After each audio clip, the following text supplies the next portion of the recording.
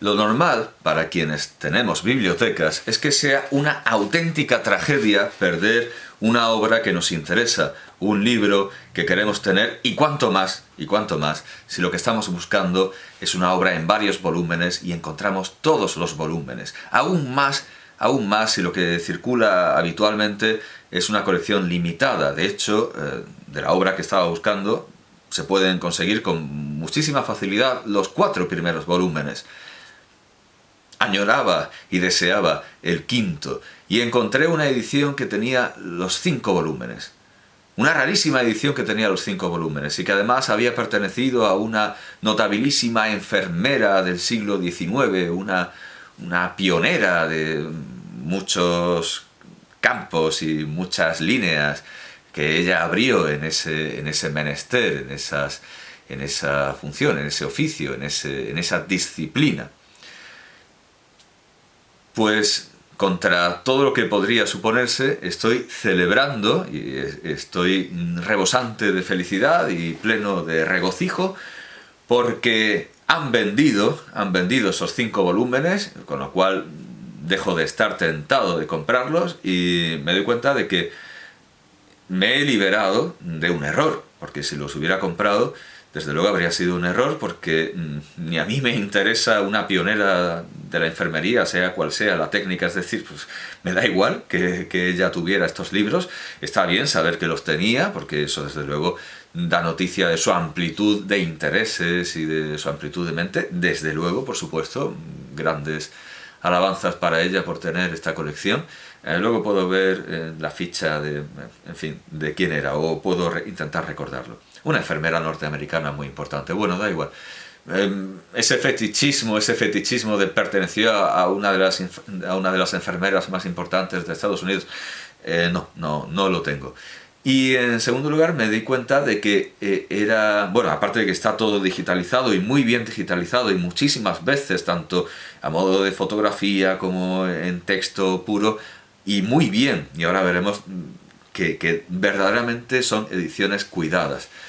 Está todo digitalizado, con lo cual, si me hubiera gastado 200 euros en semejante compra, estaría simplemente incurriendo en un lujo innecesario que me privaría de comprar otros libros que no están digitalizados y que me interesan más. Pero es que además había confundido estos volúmenes con las cartas. Había confundido esta edición de las virutas de un taller alemán de Friedrich Max Müller con las cartas que editó su viuda, y que son muy difíciles de encontrar, efectivamente, pero hubiera hecho un pan como unas tortas, porque realmente no era lo que necesitaba y no era lo que quería. Las virutas de un taller alemán están por todas partes. Por cierto, probablemente ese no sea el único error que estuve a punto de cometer, porque la traducción virutas de un taller alemán creo que pueden ser dudosas, y ahora lo veremos. El caso es que esto me facultaba al fin para presentar a Friedrich Max Müller, que es algo que quería hacer, con el único libro en papel que tengo de Max Müller. Sí, el único libro en papel. No hay que confundir en esta misma colección, en Edicomunicación, la mitología egipcia, porque la mitología egipcia de Max Müller es de su hijo. Es otro Max Müller, que es su hijo. La mitología comparada de Friedrich Max Müller en la colección Olimpo, del sello Edicomunicación, que creo que esto es algo así como la distribuidora. La editorial se llama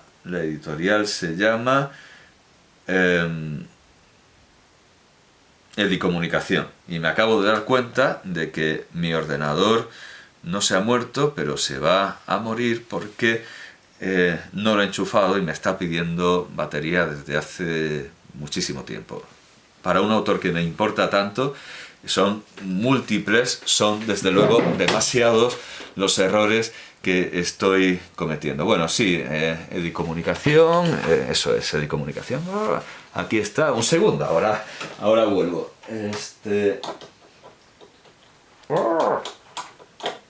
Ahora el enchufe no entra. Bueno, una torpeza desde luego más que censurable. Bueno, ya está. Edicomunicación del año 1988, o sea, llevan editándolo desde 1988, pero esto no será un libro de 1988, también conservado, pues sí, seguramente sí. Otros títulos de esta colección, pues sí, es un libro de 1988. Ah, no, tiene el depósito legal en 1996, ya decía yo, entonces lo compraría en 1996. Esto no es el estilo de 1988. Traducción de Pedro Harvey. Traducción de Pedro Harvey. Una muy buena traducción, por cierto. Sin un prólogo, sin nada, aquí no hay nada. Es solo el texto puro y duro, sin más. Bueno, este es el único libro que tengo de Friedrich Max Müller, en la editorial Edicomunicación. ¿De dónde, por cierto? Qué torpeza la de antes. De Barcelona, de Barcelona. Vale, bien, este es el único libro. Lo compré en una feria de libro, estos barracones que además no se hacían por ninguna ocasión especial, ni el ayuntamiento las promocionaba, no, eran ferias del libro, que en realidad no eran tales ferias, eran mercaderes ambulantes que iban con unas casetas de pueblo en pueblo, como el gitano de 100 años de soledad, trayendo la nieve y otros prodigios como este, a poblaciones, localidades, ciudades, que solo por el nombre eran ciudades, como Andújar, en donde andábamos bastante escasos de clásicos, bastante escasos de libros, más allá de las novedades editoriales de siempre, de los libros de texto, las lecturas obligatorias, etcétera, etcétera. La magia de las ferias del libro, en el que uno podía encontrar por fin a Cicerón o a Platón o a esos autores que en las librerías no están, y mucho menos, muchísimo menos, en los supermercados que han sucedido en Andújar, desde luego, a las librerías. Pues esto fue para mí un hallazgo. Este libro, materialmente, este libro es muy importante para mi formación, para mi vida en general. Fue una auténtica revelación, un auténtico prodigio, un auténtico descubrimiento. La mitología comparada de Friedrich Max Müller, traducida en la colección Olimpo de Edicomunicación. Este es el único libro de Max Müller que tengo. Todos los demás, incluyendo este, que forma parte, es un ensayo que forma parte de las virutas de un taller alemán. Todos los demás se pueden encontrar en formato digital. Ya las cartas de Max Müller, editadas por su mujer, ya no estaría tan seguro, y quizá por eso se me metió en la cabeza que era el famoso tomo quinto, que no aparece. Pero no, el tomo quinto de Virutas de un taller alemán se puede encontrar. Entonces, por fin puedo presentar a Max Müller, porque tengo este libro y no necesito ninguno más, porque está todo digitalizado. Entonces, pensaba hacerlo anoche, porque anoche me liberé de, lo han vendido, por fin puedo hablar de Max Müller, pero me di cuenta de que a lo mejor necesitaría un poco de preparación para hablar de Max Müller, que mi entusiasmo por Max Müller a lo mejor no era suficiente y hacía falta algo de estudio, de atención, de refrescar lo que ya sabía, de repaso, de práctica. Me acordé de una cosa. El catedrático de, no sé si literatura comparada o teoría de la literatura, o si es lo mismo, teoría de la literatura comparada, podría ser catedrático de cualquier cosa y demás, desde luego, dentro de ese ámbito. Pedro Aullón de Haro, catedrático de Alicante, ahora mismo no recuerdo si es literatura comparada o teoría de la literatura.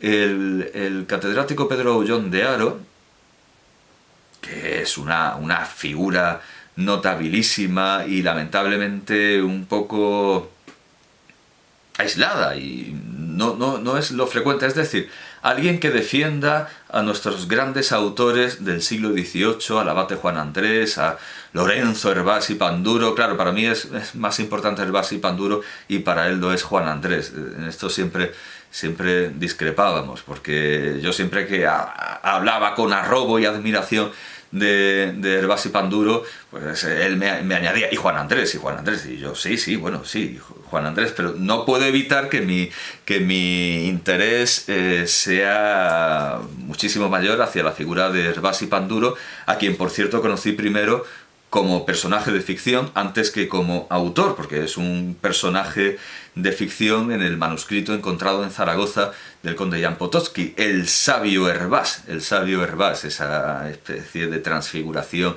cabalística que es, desde luego, todo lo contrario de lo que era Hervás y Panduro, pero la sabiduría para Potocki tiene ese poder, ese poder oscuro, esa especie de misterio, de naturaleza prodigiosa que, a pesar de ser un racionalista, por saber tanto, puede transfigurarse en la obra de Potocki en un sabio cabalista que convoca a un demonio y les trae la sopa del prior de un convento de Andújar. Potocki escribe Andújar con dos H's. Bueno, pues a Andújar llegó no un demonio convocado por el sabio Hervás, sino este libro que viene a ser un poco lo mismo, porque de alguna manera Max Millard está convocado por ese sabio Hervás, pero por el de verdad, por Lorenzo Hervás y Panduro. De eso, naturalmente, ahora hablaré. Bueno, pues qué capacidad para desviarme del tema. El catedrático Pedro Aullón de Haro me hizo muchísimas cortesías y le debo muchísimas amabilidades y atenciones en un momento en el que yo estaba muy mal, estaba desde luego muy mal, y este texto que voy a leer se escribió en unas condiciones deplorables. Parece mentira, pero bueno, podemos decir que ese malestar procedía de razones tan banales como... no me acuerdo de cuál es la causa de la crisis económica, pero bueno, no sé, acciones basura o algo así. Digamos que de Madoff y de otros aventureros, Madoff creo que acabó en la cárcel, pero bueno, otros tantos no. Aventuran una acción económica determinada, y esa acción determinada resulta que en todo el mundo tiene consecuencias para los que de ninguna manera tienen ninguna relación con la economía, ni con las acciones, ni con el mercado bursátil. Todos estos que, como le decía Chávez Nogales a Baroja, pues estamos en nuestra casa con nuestros libros y no sabemos lo que pasa en la calle o en la bolsa, y a veces pues nos tenemos que... Y de hecho eso pasa, y eso pasó en la crisis, claro, que nos tuvimos que ir, no por ninguna guerra, afortunadamente, sino por una crisis económica bestial, que no sabíamos dónde caernos y dónde... Y bueno, en esas circunstancias el catedrático Pedro Aullón de Haro me hizo muchísimos favores intentando procurarme lo que no había y lo que sigue sin haber. Desde luego en la universidad no hay pájaros hogaño. Así que yo, desde luego, se lo agradezco mucho. Y entre las cosas que dentro de lo que cabía se podía hacer, me recomendó, me sugirió, me pidió... bueno, él tenía en mente... Bueno, me pidió unos capítulos de un manual de disciplinas comparadas, que eso sí salió en la editorial Dickinson, pero él tenía en mente algo más grandioso, y me temo que no se llegó a hacer, porque vamos, lo sabría, supongo, o no. No, era demasiado grande. Quería hacer una biblioteca de autores humanistas en consonancia, en concordancia con su teoría del humanismo. Él tiene una teoría del humanismo, él ha denominado a estos grandes genios del 18, pues es que no ha inventado mucho, no ha dicho algo que se salga de la realidad, ni que sea una extravagancia. La ha llamado la escuela universalista del siglo XVIII, que perfectamente existe, desde luego, con personalidades como Juan Andrés y Morell, como Hervás y Panduro, a quien yo prefiero, Hervás y Panduro. Bueno, pues en esa línea del humanismo y del universalismo propuso la creación de una maravillosa biblioteca, no sé si digital o no sé si en papel, pero bueno, la idea en sí ya es un monumento, una biblioteca universal del humanismo, una biblioteca del humanismo universal, una idea parecida, y entonces pidió prólogos para distintos libros que pudieran encajar en esta biblioteca. Un libro, como estas colecciones de Le Monde, El Mundo, un libro de un humanista, un libro determinante, sí, de un humanista moderno. Creo que era el humanismo contemporáneo, siglo XIX, siglo XX. y me pidió 2 libros. Me pidió 2 libros. Claro, una cosa dificilísima para mí. Una cosa dificilísima para mí porque aquí se ve clarísimamente que yo lo que hago es presentar autores enteros. ¿Qué me puedo leer de la obra completa? Toma la obra completa. Elegir un libro de un autor que me parece relevante, para mí es harto difícil, es verdaderamente arduo. Y entonces, por aquello en lo que yo podía aportar más, él me orientó hacia la indología. Humanismo relacionado con la indología. Y bueno, yo naturalmente propuse a Max Müller y a Sir Brajendranath Sila, Brajendranath Sila. En el caso de Brajendranath Sila, recomendé un libro que no había leído, no tenía y sigo sin tener, pero es muy relevante y muy importante. Sé que hay un ejemplar, no es una fotocopia, es un ejemplar en la Biblioteca Británica, pero no he encontrado ninguna otra y en fin, no lo he visto. Sé que está en el museo, en el Museo Británico porque lo han convertido en la Biblioteca Británica como algo exento. Pero ahí está, quizá algún día me vaya a Londres y le eche un ojo a ese libro, que es importantísimo simplemente por los extractos y por la historia, por lo determinante que resulta en su obra posterior. Pero bueno, recomendé un libro que no había leído. Vaya cosa. Presenté, por supuesto, al autor, pero en el caso de Max Müller la cosa era muchísimo más difícil.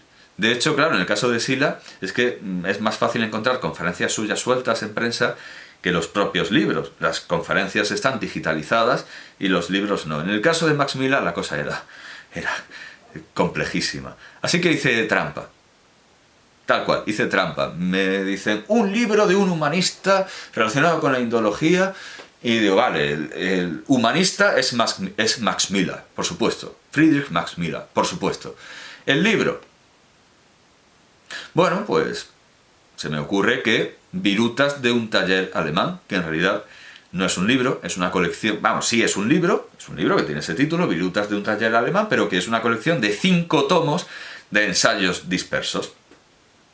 En realidad tampoco abulta tanto, y si se editara en un solo volumen en papel biblia, que es lo que me gusta, un solo volumen en papel biblia, pues sí, sería un libro, si se tradujera al español, con el cuidado con el que está traducido esto, si se tradujera, también aquí hay sus pegas, eso es, que no se me olvide decir qué problemas tiene este libro, pero tiene los mismos problemas que tiene Espasa Calpe, pero mejora en otros. Con el griego tiene los mismos problemas que tiene Espasa Calpe, con el sánscrito mejora lo que hace Alianza Editorial. Bueno, pongamos lo que es esto, que es un ensayo del libro. Claro, es que tampoco esto que tiene letra bastante apretada es solo un ensayo que está contenido en Virutas de un taller alemán, y esto es solo un ensayo y tiene 306 páginas. Un solo ensayo, y eso es una colección de muchísimos ensayos. Decir que eso es un libro es un poco hacer trampa, pero tampoco es mentir, porque efectivamente es el libro Virutas de un taller alemán, que luego esté dividido en varios volúmenes y más de los que la gente se piensa, porque casi todo el mundo tiene los 4 primeros y el quinto. Bueno, pues el caso es que escribí ese prólogo. Y es mucho mejor leer el prólogo que dejarme llevar por mi entusiasmo, ya no me tengo que gastar 200 euros en Max Müller, porque está todo digitalizado. En fin, no sería suficiente para dar una imagen cabal de lo que fue Max Müller, ese mero entusiasmo económico. Entonces he encontrado ese prólogo, inédito, que yo sepa, porque claro, qué diablos. El plan era, creo, que esto fuera un prólogo de verdad, es decir, que luego viniera el libro, con lo cual vaya trapacería que hice, porque si realmente se hubiera hecho la biblioteca y esto fuera el prólogo, pues tendría que venir un tochaco traducido, sepa Dios por quién, por mí, bueno, no sé. No creo que traducir del inglés merezca la pena, todo el mundo sabe inglés, mi instituto es bilingüe, no lo sé. Bueno, pues he encontrado ese prólogo. Que está escrito en unas condiciones lamentables, ya lo digo, con lo cual seguramente algo, y está escrito hace mucho tiempo, Con lo cual, seguramente, si me pusiera ahora a documentar la vida y las obras de Max Müller, encontraría, desde luego, más. Si hay algo que corregir, pues de acuerdo. Pero yo creo que está bastante bien como introducción. Trabajé mucho en esto, espero que se note. Y de todas maneras me estoy dejando llevar, me sigo dejando llevar por mi entusiasmo ciego, porque seguramente no, ya lo anuncio, voy a encontrar aquí una cantidad de nombres que ahora mismo seguramente no voy a saber pronunciar. Especialmente del inglés, con cuya fonética tengo notables problemas, pero los tienen los propios ingleses, los propios estadounidenses, australianos, indios, etcétera, porque la fonética del inglés es un caos, más allá de algunas leyes de fonética histórica que medianamente se reconocen. Voy a leer mi propio prólogo. Pero ya digo que es mío, pero no voy a saber pronunciarlo, porque al tratar de Max Müller entran en liza tantísimas lenguas que me recuerda lo que el propio Max Müller decía, creo que en una carta de las recogidas por su viuda. Él decía, bueno, a lo mejor no fue en una carta, fue en un ensayo, da igual. Él decía que le llegaban a Oxford un montón de cartas pidiéndole ayuda para traducir los idiomas más variopintos, de los que él no tenía ni idea, porque como era el catedrático de lenguas orientales o algo parecido, la gente se pensaba que había un idioma que era el oriental y que Max Müller dominaba todos los idiomas orientales y que si se encontraba una cosa en cingalés o algo en hebreo o en chino, en tocario, en malayo, en lo que fuera, pues se lo podían mandar y Max Müller lo traducía, que es algo que se suele hacer con las embajadas y con las delegaciones diplomáticas. Tradúzcanme esto. Y claro, dependiendo de la educación, de la pertinencia, de la adecuación, pues a veces tiene sentido para la embajada hacerlo o no. Es decir, tradúzcanme esta obra curiosa que he encontrado, eso tiene sentido. Tradúzcanme este testamento o háganme una declaración jurada. No, eso es abusar. Bueno, pues a Max Müller le escribían continuamente con textos orientales de lo más dispar y él decía que él no hablaba oriental, que él a lo mejor era catedrático de lenguas orientales o de orientalística o de lo que fuera. Yo creo que era catedrático de sánscrito, ahora lo veremos.